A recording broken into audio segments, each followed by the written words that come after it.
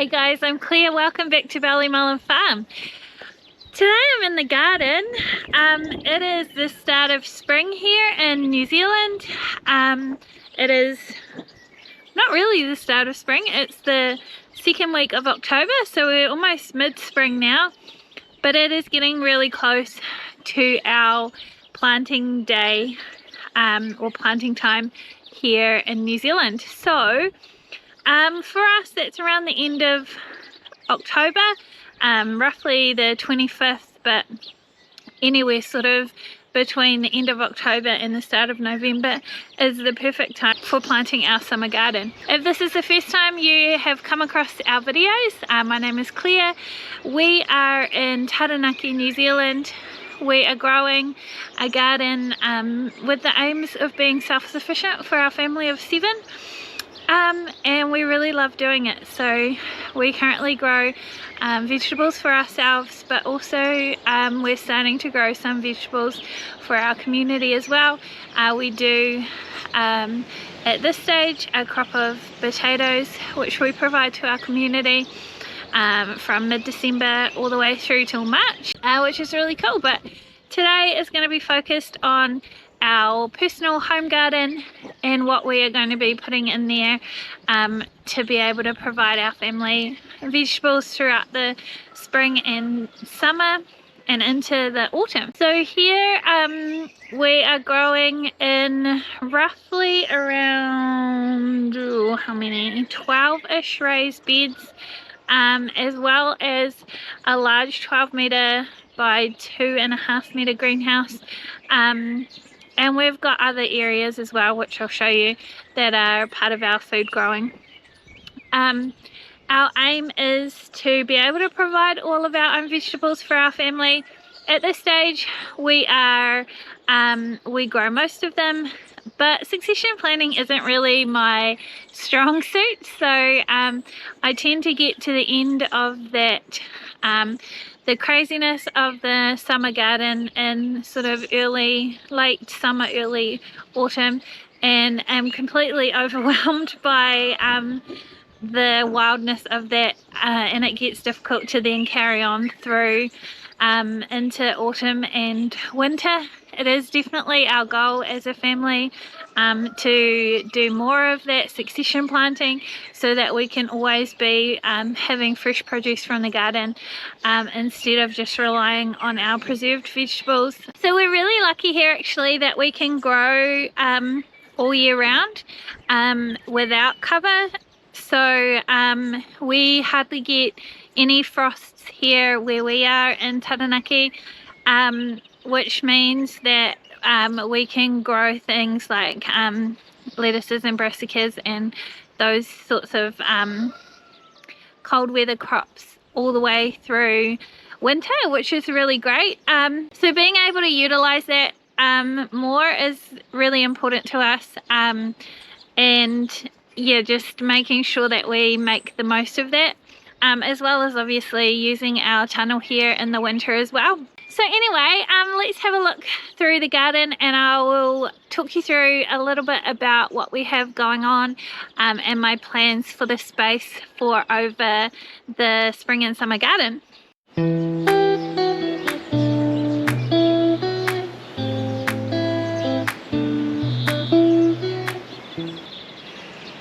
So just to give you a little bit of an overview of the garden, we started over this area first, which is now not our main growing area, and then we kind of moved this way. So the raised beds here were the next thing to go in, followed by our greenhouses and raised beds on this side.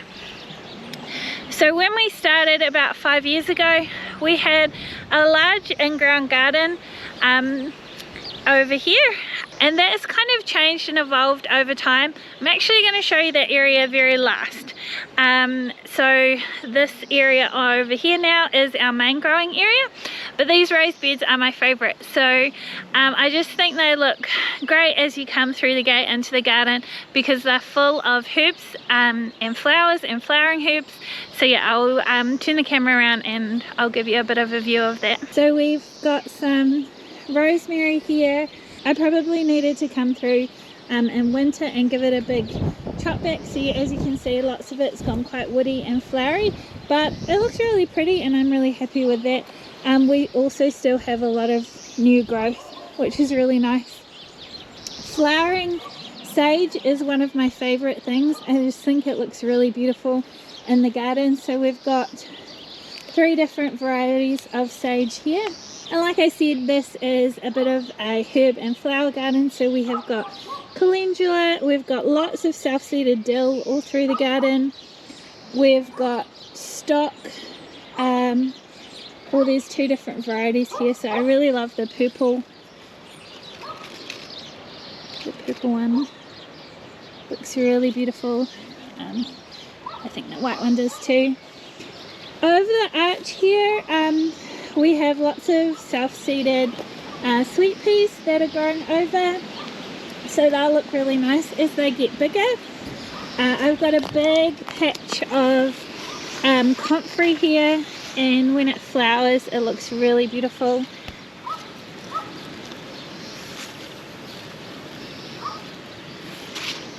So like I said, lots of self-seeded dill. This is something that I will never ever have to plant in my garden. It just self-seeds everywhere.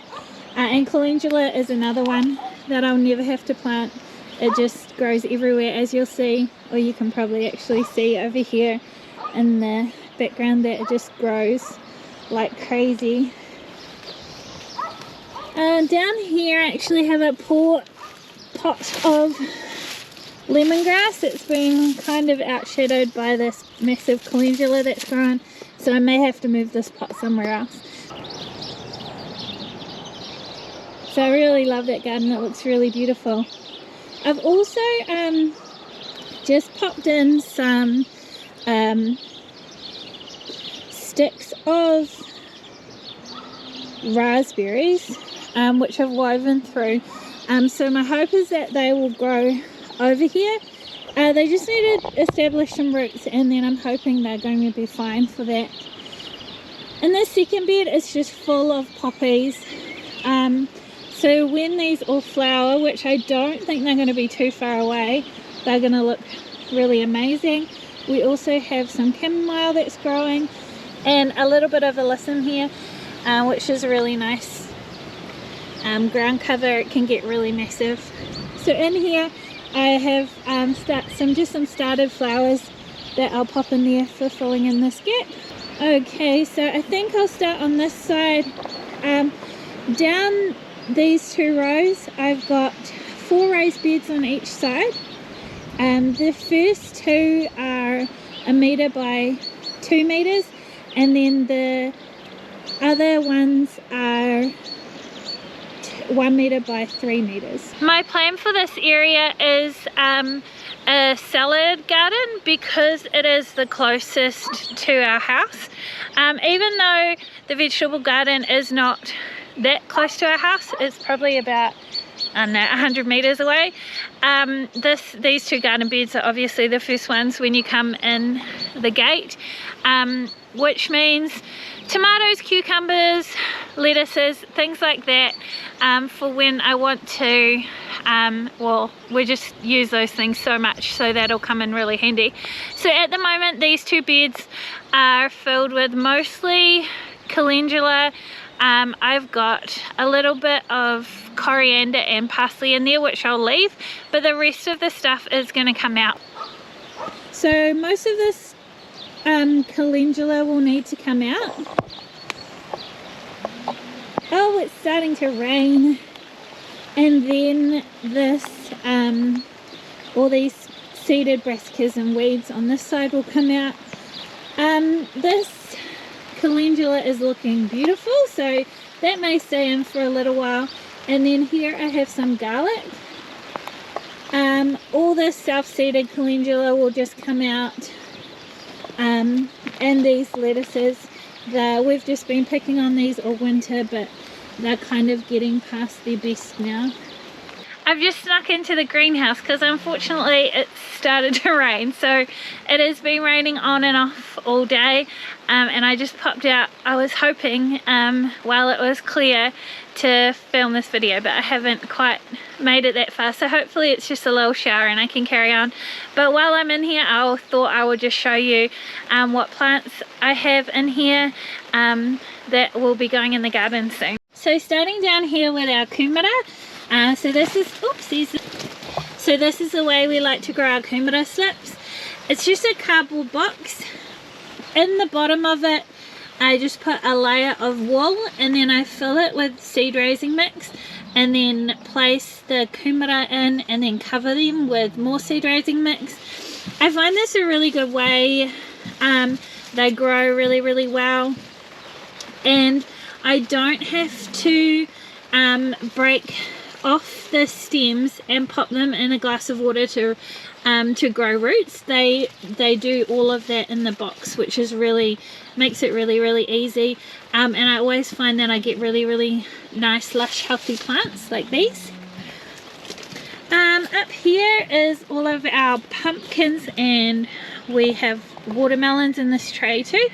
So this year I'm only growing 2 varieties of pumpkin. The reason I'm only growing 2 varieties of pumpkin this year is that last year we just grew way too much, and we just didn't need it. So I'm just trying to cut things back, make sure that we're not taking on too much for the space that we have, and you know, trying to kind of eliminate that little bit of wildness in late summer, so that we are able to kind of have the mental capacity and the energy to carry on planting through the autumn and the winter. I have got some corn here.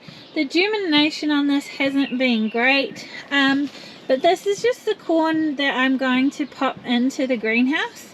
So I'm not too worried. I can start some more if I'm finding that this is all that I'm going to get germinate. So these tomatoes are all the ones that I have for planting outside. So again, last year I just grew way too many. This year I'm still growing tons, but I made sure that I only have a few of each variety. So I really enjoy growing a lot of different varieties, which I'll go over with you in a second.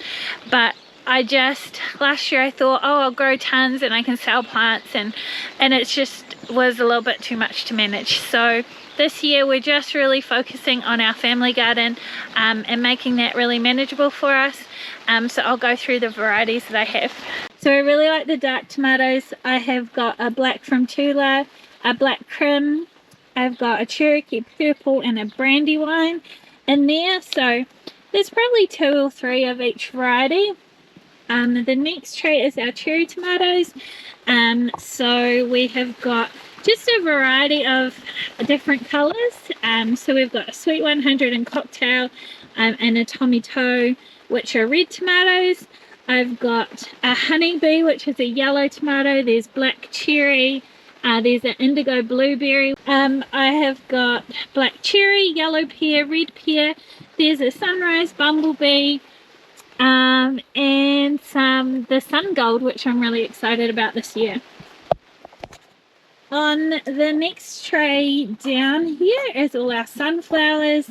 I've obviously had 2 varieties. They're not germinate very well, unfortunately, but we're still quite early in the season, so I will just come through and re-sow anything that hasn't germinated. So as you can probably see when I'm showing you our plants, we do a mix of pots and soil blocks. I am really loving the soil blocker, so this is my 2nd year using it. Last year was just kind of a bit of an experiment, but this year I've really got into it and I'm just really loving it. I just use the Dalton's organic seed raising mix for my soil blocker, so it's not a special mix or anything. You just need to make sure that when you're soil blocking that you get the soil that you're using to make the blocks the right consistency by adding the right amount of water to it, which is not tricky. You can kind of experiment a bit and it's pretty easy. We've got our onions here, so I always grow pukekoi longkeeper and a red onion. This year our red onion is California red, and I'm also doing a Walla Walla this year as well to try that variety. The next tray here is our smaller soil blocks. I need to come through and water these, are a little bit dry, but I have got our flowers, basil, and just a couple extra tomato varieties that I forgot to start earlier. So that'll be no worries that they're behind all of our other ones by quite a bit, because we have got a very, very long growing season. But what my plan is with these later tomatoes is to probably get them in, you know, they're probably a month or two behind our other ones, so that'll just kind of extend our the amount of time that we'll get tomatoes for.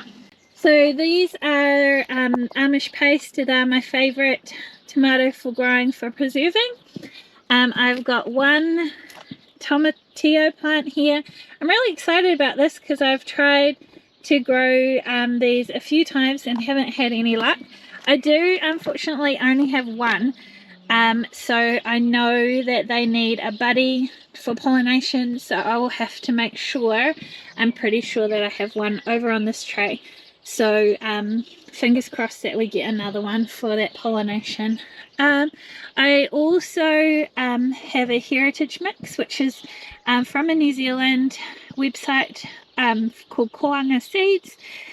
So this is a mix of different New Zealand varieties of sauce tomatoes.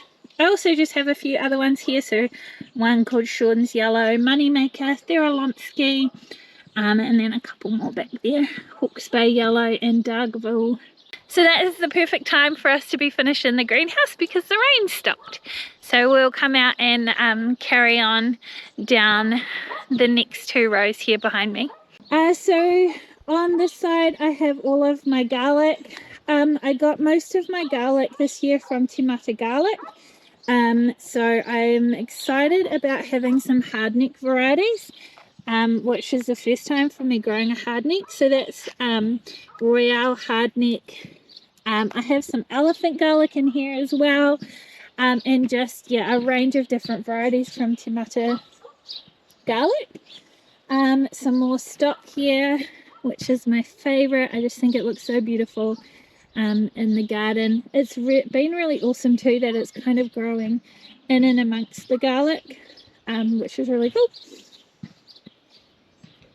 I've got a poppy here, which is so close to opening up a little flower, which is going to be really exciting to see what that looks like.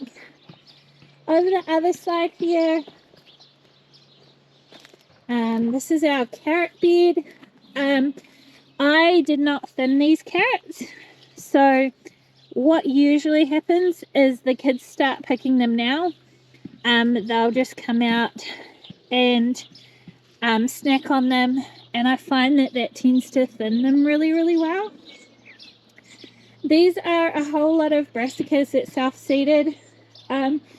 We tasted them, but they seem to be quite mealy. You can probably see one in here.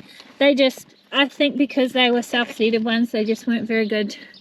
They were probably a mix of like a hybrid, so they just didn't work out very well, but are sending off some nice flowers. But these are all going to come out shortly. Right, I've got two beds of a lot of weeds here. This is wool on this garden bed here. If you're wondering what that is, we use wool from our sheep for mulch, which works really, really well. At the end here, we've been eating a lot of salad from our paths over winter. So this just all self-seeded, and I just left it there so we could use that over winter. Over these arches, I'm probably going to grow some runner beans. I've got some cornflower here, and yeah, we'll just fill all these gardens up with lovely summer veg. So we're going to hear a lot of that, I think. It's almost their feeding time, so they're getting a bit grumpy with me being out here. But this area behind me is all for our tomatoes. So as you can see, it's full of weeds at the moment, but there is a weed mat on there, so most of the weeds are just coming through the little holes that I have in there for the tomatoes, so that will be pretty easy to get back under control. We have such a big space for tomatoes because it is probably one of the biggest things that we preserve and probably use in the kitchen as well. We've really enjoyed this year having salsa over winter. It's just given us that taste of summer. You know, we pop it in a burger or something like that, and it gives us a little taste of summer all through winter, which has been really great. Okay, I'm gonna come into the greenhouse. So I have these little just these little guards here, so when the door is open that the dog can't come in. I'm just going to close it up now anyway because the lambs are being noisy, but also because it's 5:30, so it's probably almost time to close it. So coming from this side, I have got I'll start here, I think. So the first thing that I want to put in the garden, in the greenhouse, kind of down the end where we don't need to come very often because it's down like the far end, is I want to try some corn in here and see how that goes. We're also going to be putting corn by our large crop of potatoes that we grow for our community. So we have got quite a big space there that we thought we would just trial some bigger crops, and corn will be one of them. But just because I've started that corn already, I'm still going to pop it in here, and I'll probably pop some sunflowers in as well, just to make it look beautiful. So the first row, when you come from this side, is all of the sauce tomatoes. So like I said before, the varieties I'm growing for sauce, the Amish paste are my favorite. They grew really well in the greenhouse last year, and we really enjoyed those. And the other ones I have is the heritage mix. So that's an orange Roma, a black Roma, an ox heart, and an Italian something, I'm pretty sure. I'll pop it on the screen because I just can't remember what that other variety is. So here are all of the heritage sauce. They're looking really great. I reckon they have probably grown, I don't know, like 5 centimeters since I put them in here just a couple days ago. So they're all looking really great. On this side, this whole row down here, they're all the Amish paste ones. So I just wanted to kind of put those in a different spot so I could give them a little bit more special attention. I probably will put in here as well just a ton of basil, probably some peppers, but most of my peppers are going to go in crates in the smaller greenhouse. My main goal for the greenhouse is just not to overfill it, because I did that last year and it was just became really unmanageable because it was tricky to get in here, so like then tricky to prune anything and all that kind of stuff. So I just want to keep it real minimal in here and give these tomatoes all special attention to prune them and harvest and just do a really good job of these ones. If you follow us on Instagram, you would have seen that I've cleaned all the inside of the greenhouse. I'm so happy with how it's come up. So I just used a window brush, so like a soft brush that attaches to a hose, and I just came in here and cleaned all the plastic, and it's come up really, really, really nicely. The only thing that I couldn't do was to get the top on the outside. It's got quite a lot of pollen. You can probably see here, hopefully, let me see. So you can see all these spots are just pollen, and they've kind of turned a little bit mossy. So I need to figure out a different way that we can come through and clean that up, because we kind of don't want that to carry on growing for much longer on there. So I have a pretty basic system here for tying up my tomatoes. I will just train them to 1 litre, and then let's see if I can show you. Can you see that? And then I just have them on like a string with a loop that I can move up and down. So if I wanted to lower it, I can, just for that lower and lean method, which means it can grow up a bit taller, which works really well. So you can see here, oh, can you? Maybe all the strings here that the tomatoes will trellis on. Alright, I need to take a few steps back, because after the heritage mix we have our slicing tomatoes. So we have Black from Tula, Brandywine, Sean's Yellow, Theralonsky, Black Crim, Cherokee Purple. What we got here? Moneymaker, Hawke's Bay Yellow, Dargaville Red and Yellow. I just really try and grow a bit of a mix and variety of tomatoes, just to make it interesting and fun.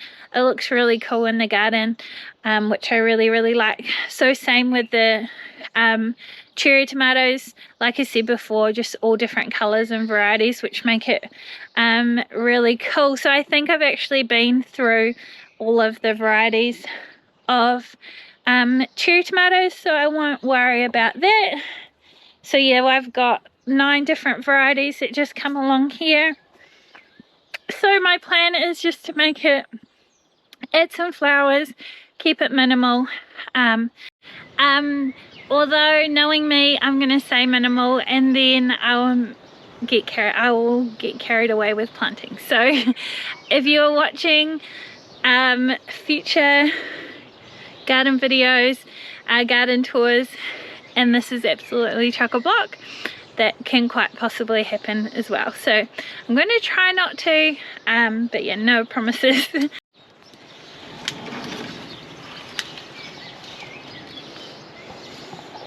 Okay, so coming out here, so this side of the garden only has the 1 row in the same configuration as the other side. I love this calendula patch, and I am going to be really sad to pull it out. What I'm thinking is I will probably keep all the calendula that have grown on the path and just pull out the few here that are in the bed, so I can plant our summer veg in there. So yeah, these beds have all been weeded and are ready to get planting in. This one I planted some spinach and silver beet, and I didn't have super great germination, so yeah, there's only a little bit in there. This one is just nothing, it's all weeded. We've got another poppy here on the path that is going to open up soon, which is going to look beautiful. I don't really mind things growing on the path. You know, especially here we've got 2 different ways. It's not a big deal, and if it's something that looks nice or that's providing us food, it can just stay, because you know, especially if it's food, because if it's self-seeded there and it's being beneficial, then it's good. 2 varieties of potatoes in here, these ones have started popping up, which is really cool. These ones here are Lacetta potatoes. So I have had the advice or the recommendation to grow these by someone who's grown them for a really long time, and highly recommended them. I have actually found it really difficult to find that variety, so when I found it, I scooped it up and popped it in the ground, and I'm really excited to try it. In the other half of the bed, I'm going to have some Jersey bennies, and they're just like a little, you know, salad, potato salad, summery new potato, which will be really great. Over here, we'll spin, but over here, I don't know if you can see that far, but in the paddock there is our large crop of potatoes, and we grow agria potatoes over there. So we always have potatoes. We only just ran out about a month ago of our stored potatoes. So yeah, that's the agria just store really well for us. The last garden bed is nothing exciting. It has been weeded, but yeah, it's still it is just starting to come back, unfortunately, with new weed seeds. Right, I'm going to take you over to our other part of the garden that I talked to you about first in the first part of the video. It's just been a little bit of a heartbreak area for us.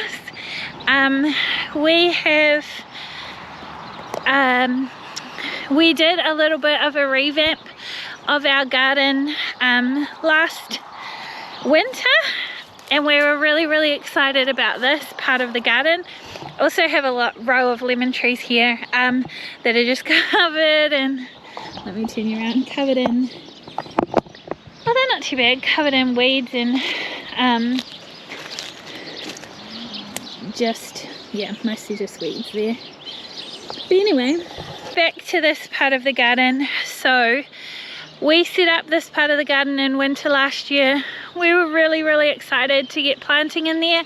So come spring, we planted in here, and yeah, it was just a big disaster. But before we get to the big disaster, this is one of my favorite pieces of the garden, which is our strawberry patch. So we have got tons and tons of strawberries in here, which is really awesome. The kids just love it so much. Our little guy is just down here every afternoon after school picking strawberries, so it's, yeah, one of the best places in the garden. And we love the rhubarb too, so I preserve rhubarb all through the spring and summer, and we just have tons and tons of it to enjoy over winter. So this is the piece of garden that I was talking about, which is the disaster. And if you've got eagle eyes, you would have spotted all of the convolvulus in this garden. So we made a bit of a mistake in our, before we had the raised beds in our in-ground garden, we bought a trellis that was from our home garden over to this garden, which must have had a small bit of convolvulus root stuck in it somewhere, and it has just gone crazy over here. It is so gutting and just makes me so sad that this whole new area is just like wrecked. We really don't know what to do about it. We have tried obviously putting down weed mat. We've also tried covering beds, which seems to be our best method. Okay, so you can see here where I've tried to put some weed mat down, and all the convolvulus is just growing out the sides, and you can even see like it's all puffed up. That is just convolvulus growing underneath that as well. I can maybe pull it aside and see it up. It's just insane. It's still green. So our plan for this area is just to get a big silage tarp and tarp the whole thing. I can probably show you too that it's just growing like between the bark and the weed mat. Is crazy, so it is too much for us to manage at this stage, you know, like it is almost a weed that you just have to come and like pull all the roots out. The bugger of the thing is that the roots break really easily as well. So completely devastated by this area, but that's just how it goes. We will cover it and we will just leave it until we try and figure out what the best plan of attack is. We do have orchard trees over here. It's a little overgrown with the grass, but we do have orchard trees here, so our thought was that we could just take this back to grass and plant orchard trees, because then we could manage the convolvulus by just keeping it mown down all the time. But we're not going to worry about it because we do have all the other growing space, and we do have all the paddock out there to use if our heart desires that. So we're not going to worry about this area, even though when I look at it, it makes me very sad. But yeah, if you do have any ideas, let us know. We have got, it's just wood chip, but it does have weed mat underneath it, which is going to be a bugger to try and pull all that up. But yeah, our plan is to cover it, even if we have to cover it for 3 or 4 years. That is just what we'll do. But yeah, so that is our little bit of a disappointment for the end of the garden tour. But yeah, hopefully next garden tour we'll have that covered. And yeah, maybe hopefully feeling a little bit better about that. It's just it annoys us so much that we brought it from, like it was our fault, we brought it from the other house, so that's kind of a bit of a pity. So I'm just going to shut the greenhouses up now with the little one anyway. I've already done the big one. It is 6 o'clock, so it is time to head inside. It is starting to get a little bit chilly. We've had probably one of the chilliest days we've had in a little while, which is not actually that chilly. The wind's just been a little bit cold, and we've had some rain, but always good to have a bit of rain in spring. It means we don't have to do watering, which is awesome. So I will probably put up another garden tour once I've done all of my spring planting or my summer planting, at least as much of it. Yeah, no, probably the next garden tour will probably be when I've done that first initial plant. And yeah, it's going to be really exciting to see how the garden grows over summer and into autumn, and I will take you along on some garden tours for that. But yeah, thanks for watching anyway, and we'll see you on the next one. Bye for now.